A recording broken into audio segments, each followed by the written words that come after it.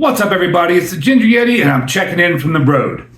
So we started off the second leg of the Pantera Monomarth tour in Salt Lake City, Utah.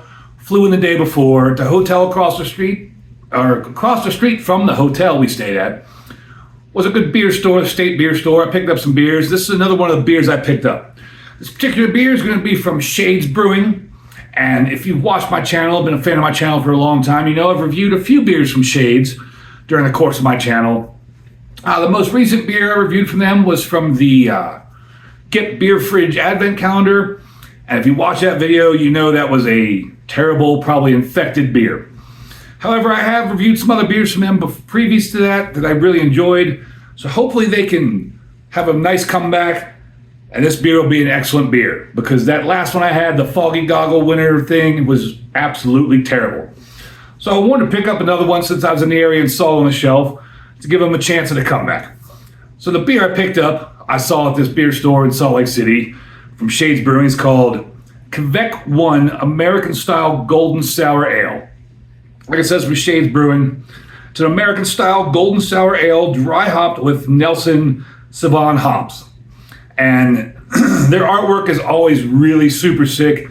It's kind of like this, the motif on it's kind of like this cyberpunk kind of deal. I'll put up different pictures of the sides of the can there, but you got like the chick there, and then this crazy looking train, like Mad Max looking train, and then the dude here on the other side. The artwork's always really cool, and I wish they'd put the artist's name on the can somewhere, but I did not see it at all anywhere on here. And on the can, other than that crazy sick artwork, really super cool, it just says that it's Shades Brewing, canned and brewed Shades. What the hell does that say? Shades of Pale Incorporated, Salt Lake City, Utah. And this can does have a candle date, which I don't think that Foggy Goggle, whatever it was that was terrible, did have a candle date. This one does. It's April 25th of 2025. This is now August 30th, so it's about 4 months old. Hopefully it's still good. I didn't realize, I'm kind of surprised that these beers are this old. This is the second beer that I've had from the beer store I bought it from in Salt Lake City that was canned in April. And I bought these beginning mid-August, like the 14th of August, 15th of August, something like that. So I'm surprised these beers are this old already. Kind of shocking to me. There's also something else here on the label. It says 2018 gold medal. So this beer at the 2018 International Beer Awards, it won a bronze medal. At the 2018 Great American Beer Fest, it won a gold medal. Then in 2021 at the GABF, it won a bronze medal. So it's pretty highly awarded beer. I expect a lot out of this. Let's get on into it. Hopefully this one doesn't explode everywhere like that Foggy Goggle did.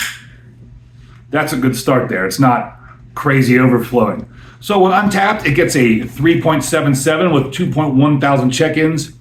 Beer Advocate gets an 84 good with 8 check-ins. Pouring it into my iconic plastic cup here. Kind of effervescent.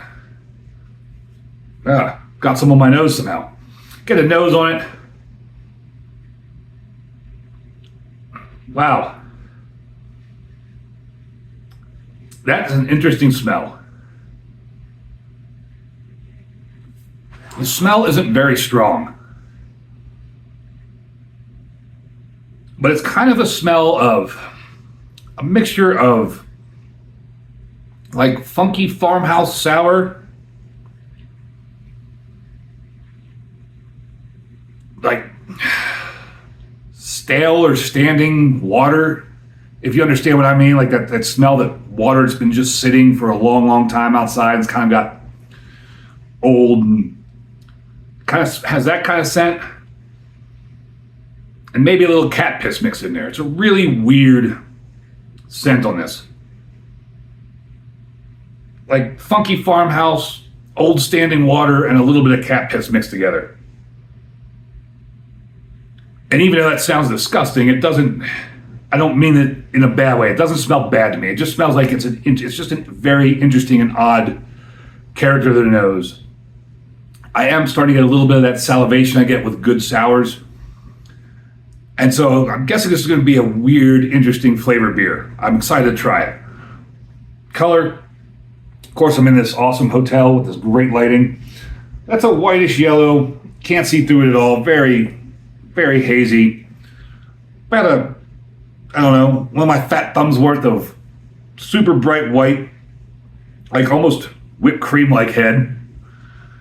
And let's get into it. Hopefully this is another good one from Shades and not a bad one like that Foggy Goggles or whatever it's called. Cheers, everybody. I don't know if I mentioned it's 6.5% alcohol.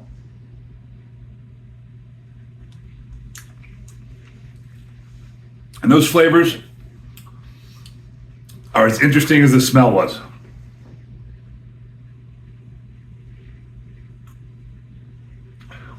There's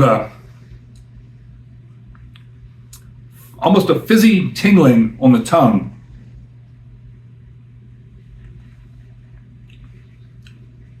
When it first hits my tongue, it has this fizzy tingling, which I'm going to go to another description, and I don't mean it in a bad way. But if you've ever tasted orange juice that's well past its prime and starting to mold, it's got that very acidic, tingly thing. As soon as it touches your tongue, you know that flavor if you've ever tried it. As a bartender, when I bartended, we'd always have to try the juices every night when we came in to make sure they were still good, because there was a lot of idiots there that would never taste them, would never rotate them. So the first thing you would do is pour out all the different mixing juices in the cups and taste them just to make sure they're safe. And more than once, I got some of that really rotten, rancid orange juice. Really make your tongue tingle. So I get that kind of weird tingling when it first touches my tongue. But it's not, there's no like bad or rotten or anything tastes like that. It's just that weird tingling.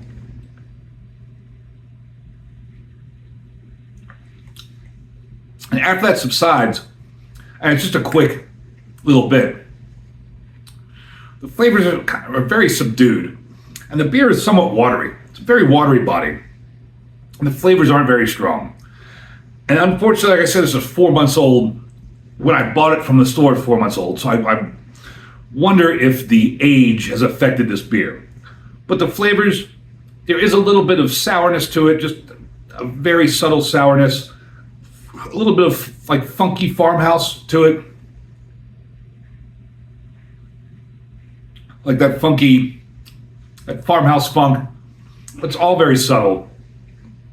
Then there's like a sweet note in there. And then it just dissipates into like water.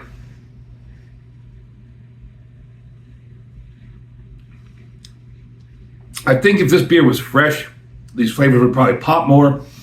I think the flavors are so subtle and nuanced that the age of the can has kind of tampered them down and subdued them, which is unfortunate because I think very fresh, this would be a really, really tasty beer. With all that being said, I'd still give it a horns up. Would definitely drink another one. I would just check the date on the can to make sure it's more fresh than that. Very disappointed at that beer store, that state-run beer store, for selling cans of beer that are four months plus old. That's very disappointing. Need to rotate your stock.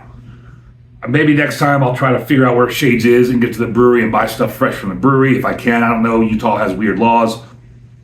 But overall, it's not a bad beer at all. It's just, again, with age, the flavors have kind of died down. Yeah. As I drink it, with that sip, I have noticed a little bit of like